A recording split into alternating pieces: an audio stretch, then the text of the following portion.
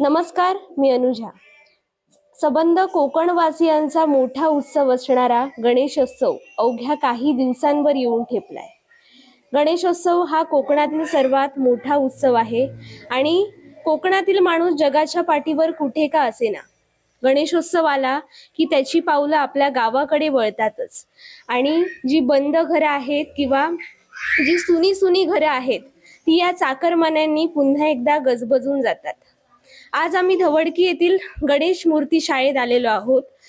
धवडकी येथील पानवळकर यांची गणेश मूर्ती शाळा आहे. त्यांच्याशी आज आपण संवाद साधणार आहोत. दादा, तुमचं सर्वात प्रथम नाव सांगा.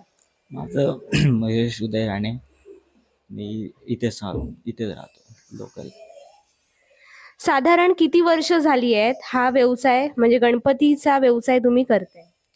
8 वर्ष आम्हाला होऊन गेले या व्यवसायात. हा व्यवसाय तुम्ही आता करताय, मग तो पिढीजात व्यवसाय आहे का तुमचा? हो, आमचे म्हणजे काका वगैरे बनवायचे, आजोबा. मग त्यांच्यानंतर मग आम्ही डायरेक्ट सुरुवात केली. मग ह्याला आता 8 वर्ष झाले आम्ही कंटिन्यू करतोय.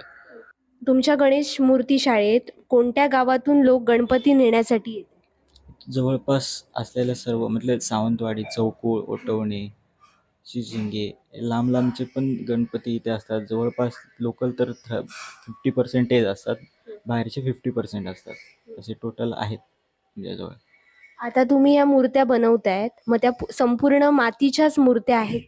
हो, टोटली मातीचे आहेत, कारण आम्ही POP यूज करत नाही. गणपती बनवण्यासाठी जी माती लागते ती तुम्ही कुठून आणता?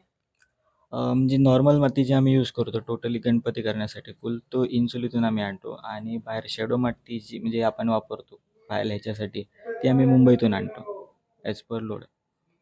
आता गणपती म्हटलं की काम भरपूर असतं, मग तुम्ही अजून घरातल्या मंडळींची देखील मदत घेता का या सर्वात? हो, इतर वेळी म्हणजे गणपती बनवण्यासाठी मित्रमंडळी पण मदत करते. कलरिंगला बाकी म्हणा, बाहेरची आपली फॅमिली पण इन्व्हॉल्व आहे त्यात. बायको मदत करते. तुमच्याकडे ज्या मूर्ती बनवल्या जातात त्यांचे दर काय आहेत? म्हणजे लहान मूर्त्यांचे दर काय आहेत आणि ज्या मोठ्या मूर्त्या आहेत त्यांचे दर काय आहेत? दर असं नाही, म्हणजे आम्ही फुटावर हिशोब धरतो. म्हणजे फूट प्रमाणे 1500 असं, ते फूट किंमत नाही. गणपती बनवण्याची कला तुम्ही जोपासताय. तुमचा व्यवसाय वाढवण्यासाठी आणि तुमची ही कला जपण्यासाठी तुम्ही काय कराल? जसं आम्ही 8 वर्ष झाली या व्यवसायात आहे, म्हणजे आम्ही मेहनत घेतो. तसंच जर बाकीचे इतर मुलं म्हणजे जी बाहेर जातात, मुंबई, गोवा या ठिकाणी जॉबसाठी जातात, थोडाफार टाईम काढून जरी त्यांनी इथे जरी थोडंफार हे केलं, लक्ष दिलं, ही कला जोपासली, तर त्यांना पण तेवढंच म्हणजे आम्हाला जेवढं हे आहे ते कलेचं, तेवढं त्यांना पण एक जाणीव व्हावी. आणि आम्ही जसं आमच्या कलेचं हे करण्यासाठी जसं नाविन्यता ठेवतो, थोडंफार कॉमन काही नाही आहे आमचं, काहीतरी वेगळं आहे, स्पेशालिटी आहे, त्यामुळे आमच्याकडे आकर्षित होतात. तसंच आम्ही ते पुढे पण जपू, त्यामुळे आम्ही ती पूर्णपणे मातीचा वापर करतो. आता सध्या प्लॅस्टर ऑफ पॅरिसचं फॅड वाढतंय आणि बरेचसे मूर्तिकार त्याच्यावर भर देताना दिसत आहेत. मग तुम्ही त्या मूर्तिकारांना काय आवाहन कराल, म्हणजे जेणेकरून पर्यावरणाचा ऱ्हास होणार नाही, काय आवाहन कराल तुम्ही त्यांना? पहिलं तर म्हणजे आम्ही स्वतः प्लॅस्टर ऑफ पॅरिस यूज करत नाही. जे यूज करतात त्यांच्यासाठी एकच, म्हणजे आम्हाला माहिती आहे प्लॅस्टर ऑफ पॅरिस का यूज करतात, का ते बाहेर त्यांचं फिनिशिंग असतं ते चांगलं होतं. मग ते फक्त आम्ही एकच सांगू की जे तुम्ही प्लॅस्टर ऑफ पॅरिस यूज करतात बाहेरच्या कोटिंगसाठी, त्याच जागी जर तुम्ही शॅडो माती यूज केली तर ते म्हणजे पर्यावरणासाठी पण चांगलं आहे, एकूण तुमच्यासाठी पण चांगलं आहे, तुमच्या बाहेरच्या ह्याच्यानुसार. सो तुम्ही शॅडो यूज केलं तर आमच्या मते तरी चांगलं आहे.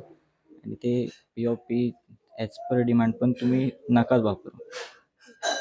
मग गणपती करावा असं केव्हा वाटलं पहिल्यांदा? म्हणजे आपल्यात ही कला आहे ह्याची केव्हा जाणीव झाली?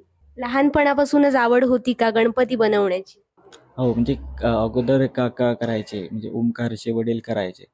त्यांनी केलं, मग ते बघत मग ते पिढी जात चालू झालं. सध्या गणेश मूर्तिकारांसमोर अनेक संकट निर्माण होतात. म्हणजे सध्या महागाई वाढते. मग या संदर्भात शासनाकडे तुमची काय मागणी आहे? मागणी अशी म्हणजे आम्ही जी मेहनत घेतो, 2 महिने पूर्ण वेळ मेहनत करतो. म्हणजे जोपर्यंत गणपती स्थापन होतो तोपर्यंत मेहनत करतो. पण त्या मेहनतीला आम्हाला तेवढं हे भेटत नाही. म्हणजे त्या कलेला आम्हाला तेवढी किंमत भेटत नाही. त्यात पण तडजोड असते. मग ते बघून निदान शासनाने म्हणजे आम्हाला थोडीफार मतलब त्या कलेसाठी तेवढी किंमत द्यावी, अशी त्या ह्यांना समोरच्यांना आवाहन करावं असं.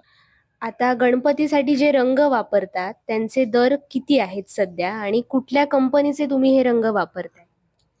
आम्ही कुडाळमधून ते दरवेळी कलर घेतो, पण आम्ही वेल्सन्स हा हेच फक्त यूज करतो, कारण काय तो चांगला आहे, म्हणजे थोडा आकर्षक आहे. त्यामुळे कुडाळमधून आम्ही ते कलर वगैरे घेतो.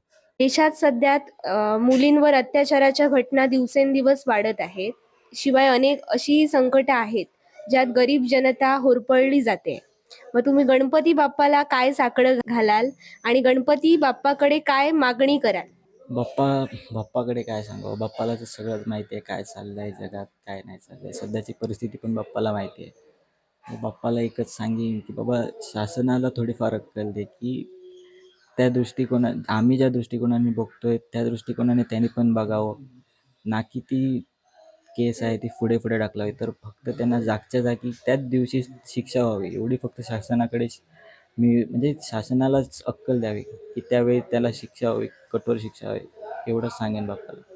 तर गणेशोत्सव अवघ्या काही दिवसांवर येऊन ठेपलाय आणि सर्व कोकणवासियांना ज्या क्षणाची उत्सुकता लागली आहे तो लवकरच गणपती बाप्पा प्रत्येकाच्या घरी विराजमान होणार आहे.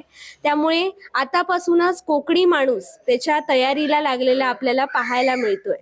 धवडकीहून अनुजा कुडतरकर, तरुण भारत न्यूज, सिंधुदुर्ग.